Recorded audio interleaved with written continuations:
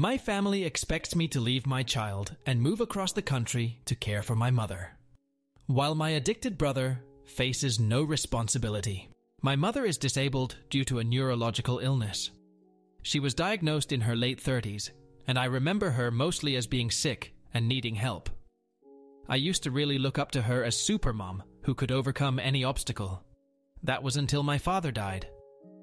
My father passed over a decade ago while I was still in high school. My brother, 36M, and I lived with my parents at the time. I got a job while in high school after he passed, cleaned the house, mowed the grass, bought food with money from my job, paid bills when I could, minimum wage isn't much, and made dinner most nights for my mom and me. My brother was rarely in the home unless to sleep, or because he wanted money.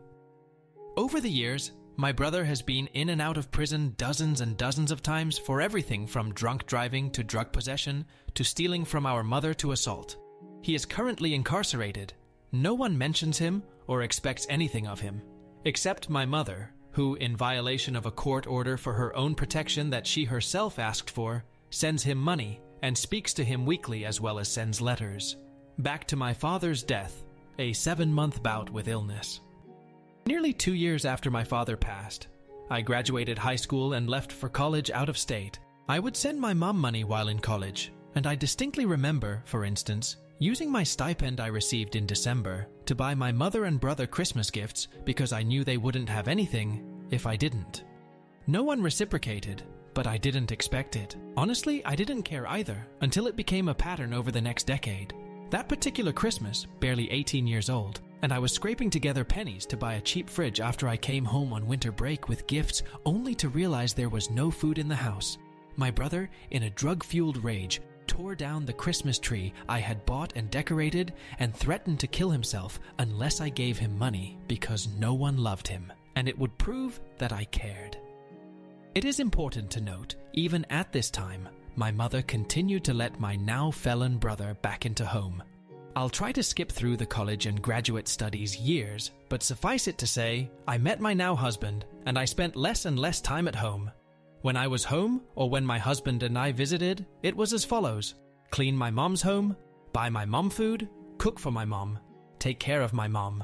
I was and remain very clear with my mother that I will not let my brother into my life as he has threatened to kill me over prescription cough syrup, thrown me down my stairs, and broken down a door to get at me, and the little bit of cash I had on me at the time.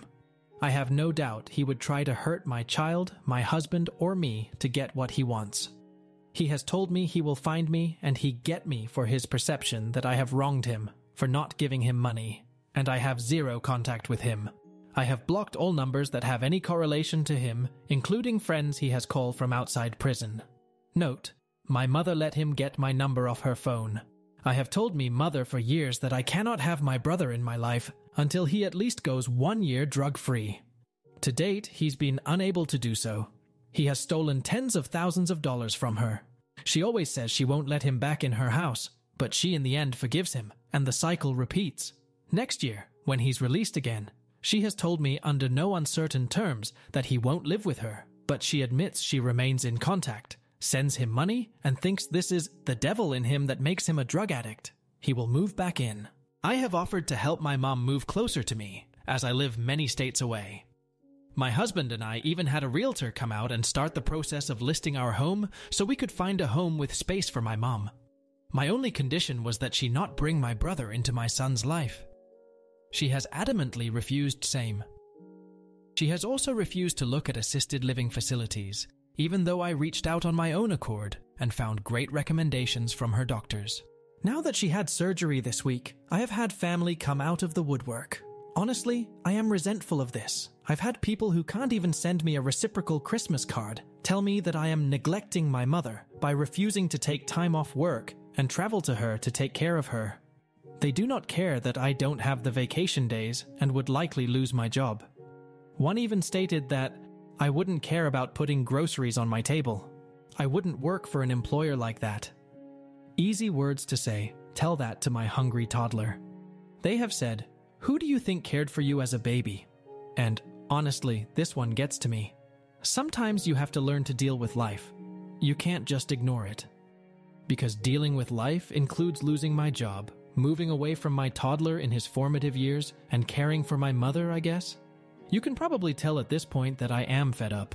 I am in a no-win position where literally the only surviving family members are telling me to leave my job, my family, my small child, to come care for my mom and help her. They also refuse to put a time frame on this. It would be as long as she needed. I am expected to care for her 24/7, no questions asked. I also strongly feel like they are taking their own resentment at my mother, asking them for favors out on me, though I have explained multiple times that I offered for her to stay with us and have the surgery here, at no cost to her, mind you, and she declined. They tell me in response she has a right to be near her friends. I have also tried to explain that by bending down to her every beck and call, they are enabling her, but they don't want to hear it. They do not seem to hear me when I try to explain that, for example, helping her check out a physical therapy facility a week and a half before her doctor's recommendation is enabling her, and in the long run, not good for her independence. She has grown accustomed to everyone doing everything for her. Example, on this past visit, she got very upset with me for not taking her to Walmart because she had to go there at nearly the toddler's bedtime. This wasn't an emergency. She wanted to look around. My mother in all of this mess has taken the position that although she doesn't want me to lose my job, a good daughter should care for her mother. I honestly have a lot of animosity toward this proclamation because my mother has not, since before my father died, called me on my birthday. Tried to establish any relationship with my son. I am always the one trying to get them to FaceTime or speak on the phone. And in the last 12 years, I can count on one hand the number of times she has called me just to check in on me or my son or ask how we are doing. If she does reach or and contact, there is always an ulterior motive. Money for my brother or for her because she's given my brother everything. I am at my breaking point. I can't work full-time, care for my family, and also be expected to hear multiple times a week how I am a shitty person for refusing to abandon everything I have worked so hard for to care for my mother. Despite everything, I love my mom. My husband and his family have all seen this unfold, and multiple people have remarked, "Why do you even try anymore?" Meaning try to schedule calls to allow her to talk to, see my son. I invited her to my home earlier this month, scheduled the plane tickets, assistance though airport, etc., only to watch her play on her phone or spend time playing fetch with her dog, rather than read a book to my toddler, who just wanted her attention. Today, as if a final straw was needed, I called to check in on her, and she proclaimed she was going home against doctor's orders, because her dog needs her because the dog is sick. First of all, he has a very minor skin condition that is nearly 100% resolved, thanks to her friend giving him the prescribed ointment. Secondly, my toddler got sick this week, meaning out of daycare for 3 days sick. And even after I told her of same, she never once called to check on him, just like she never called to check on him when he got the flu last year, or when he had a mysterious week-and-a-half-long illness earlier this year that resulted in 4 doctor's appointments and a 104-degree temperature. I can't stand it anymore. I am literally writing this as a last resort.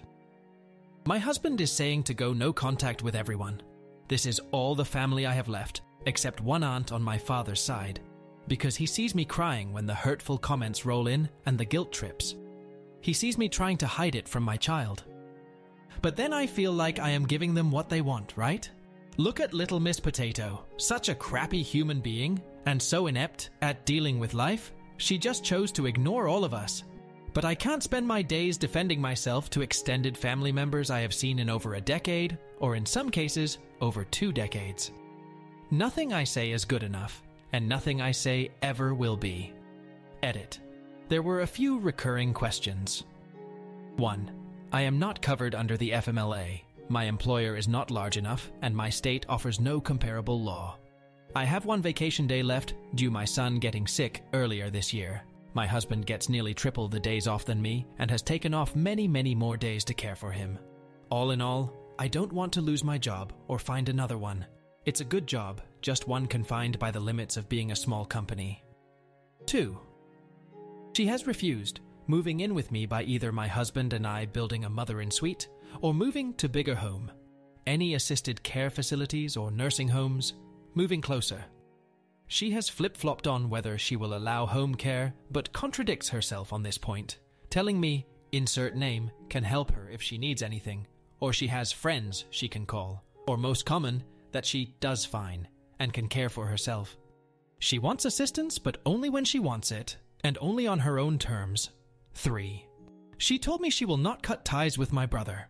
I was able to get her to agree to counseling after my brother assaulted her, stole her car, and pawned all of her appliances. She moved into a domestic violence shelter, yet she refused to press charges. This occurred when I was going on 7 months pregnant, and when I refused to travel 20+ hours in a car, I was told essentially the same thing I am being accused of now. 4. She excuses my brother's behavior. He has got in with the devil, and she can't abandon him. I have spoken with counselors, adult protective services, and it boils down to, she's an adult. She can make her own decisions. Her doctors, although they seem to agree she could use help taking care of herself, have refused to state she lacks the capacity to care for herself.